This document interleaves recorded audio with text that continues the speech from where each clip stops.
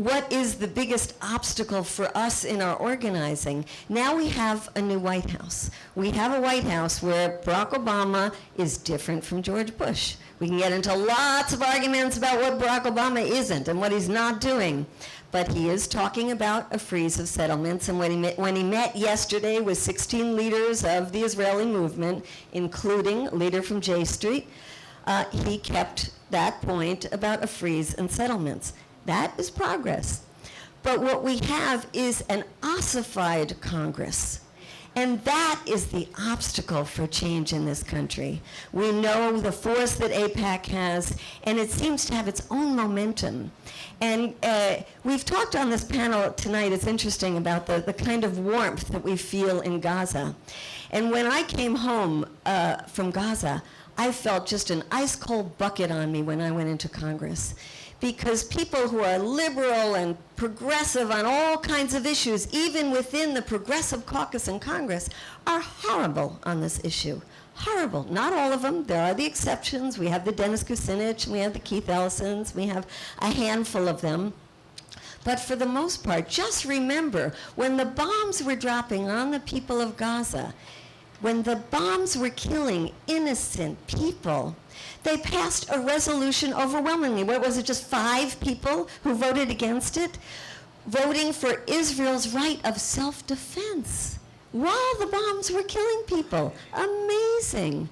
And then we come back from Gaza, and we in Code Pink have a house that's on Capitol Hill, and we trudge every day over to Congress, and we get in there, and we kind of hold our nose and start going in the offices. And there they were, voting for another $2.7 billion for Israel. We had just come back, we had just seen the shells, the ammunition, the things that killed the children and the husbands and the wives of our friends, saying made in the USA on them. And here they were, voting without discussion for another $2.7 billion. And we were furious. And they knew we were furious, and so they packed the hearing room so that no public could get in. And we were standing out in the halls. And what do we do? Stand out in the halls, we yell. I mean, what can we do? So we were yelling at them, do you know that Israel has committed war crimes? Amnesty International, we always quote Norm, what Norm says we do. So, you know, Norm quotes Amnesty and Human Rights Watch, so we quote Amnesty and Human Rights Watch. And we said, you know, did you see their reports? They committed war crimes. Can't you at least investigate before you give another $2.7 billion? And they just look at you kind of blankly. And the ones that were nice enough to stop said to us, we're talking about Israel here. Like, you know, that's okay, that's all you need to know. That's all sort of okay. There's no more discussion after that. We're talking about Israel here.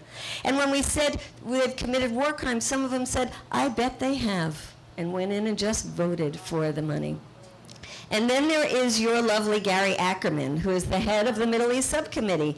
A very nice man when it comes to all kinds of things. Social issues, very liberal. But he is in charge of the subcommittee that deals with this issue. And when we went to him, we did sit-ins in his office. We did a blockade of his houseboat in the Potomac. And when we talked to him and said, we just got back from Gaza, we have to talk to you, Gary. And we like to call him by their first names just to kind of bring him down a little notch. So Gary, we have to talk to you. Do you know that there were over 1,400 killed, and you know most of them were women and children? He said, we said, that's disproportionate. Oh, he said, well, what about the rockets? What about the people killed in Israel? So we said, yeah, but you know that's 13, and this is 1,400. It's disproportionate. He said, there's no such thing as disproportionate force when it comes to defending your country. That's what he said. And we said, but Gary, you know, these are innocent people. And you know what his answer was? They shouldn't have voted for Hamas. That was the answer. So when I go to Congress, when I go in the halls of Congress, I feel hate. I feel lack of regard for the lives of Palestinian people. And I feel just this sense of immorality and inhumanity. And I contrast that when I go to Gaza. When I went to Gaza for the first time in 2003, I met a Palestinian family whose home had been taken over by Israelis, lived right abutting to a settlement. They had destroyed his olive trees, his orange groves, the home his family lived in for generations. They actually shot a bullet into his 17-year-old son that is still lodged into his spine. His other son was also shot. And this man, I said to this man, I was, so nervous coming to Gaza because my father supports Israel. It's the issue we can't talk about at home. I'm Jewish. And he came to me at the end of the discussion and just held my hand and looked into my eyes and he said, please go home and tell your father there is a Palestinian man who loves him. Now, are there Gandhis in Gaza? There are Gandhis all over Gaza. Every time we go, we meet Gandhis in Gaza who preach love. Now, of course, there are people who hate, and there's a lot of good reason to hate, but it's not the general overall feeling when you are there. And in fact, when you say that you're Jewish, they welcome you. Even when we met with Hamas, they would talk about our Jewish friends. The only thing that Norm got annoyed about is they called him a survivor of the Holocaust, and he said, "Well, I look like I'm in my 80s? Give me a break." But very warm and welcoming to us, our Jewish friends. We want to work with the Jewish community and make this distinction between the policies of Israel and the Jewish people. I wish that our Congress could make that distinction as well. So we have a lot of work ahead of us, and this idea that we wanted to put out as one of the many ideas that are coming out and working together with the groups that are going to do another convoy to Gaza, other boats, is one of doing a massive march, a mile-long march from inside Gaza to the Eretz border. And this is extremely exciting. Our friends inside Gaza are very excited about it, and people in Israel are excited about having a counterpart in Israel that would meet us on the other side. But the only way this would really work is if we have large numbers. Big numbers of people. And so we're putting it out, and I think New York, again, is ground zero for this kind of activity. How many? The idea is that it's during the break between Christmas and the New Year's time, when people tend to have time off. It would be a quick trip, 3 days in Gaza. We would be going in through Egypt. Can you raise your hand if you would consider going with us to Gaza on a massive march to break the siege?